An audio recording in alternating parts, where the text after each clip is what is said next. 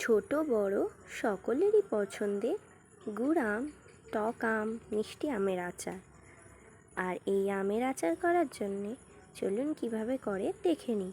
ঠাকুমা প্রথমে তেলেতে শুকনো লঙ্কা, তেজপাতা, পাঁচফোড়ন দিয়ে দিল, দিয়ে তারপরে আমগুলো দিয়ে দিল। আর আমগুলো থেকে যাতে জল বেরিয়ে আসে তার জন্যে তাতে নুন দিয়ে দিল। আর আমাদের এখানে সব কিছু কাঠের জালেই হয়। তারপর ঠাকুমা তাতে গুড় মিশিয়ে দিল। আমরা গুড় চিনি দুটো মিক্সড করে করেছি, শুধু গুড় দিলে কালো হবে, তার জন্যে গুড় চিনি দুটো পাইল করে করা হয়েছে।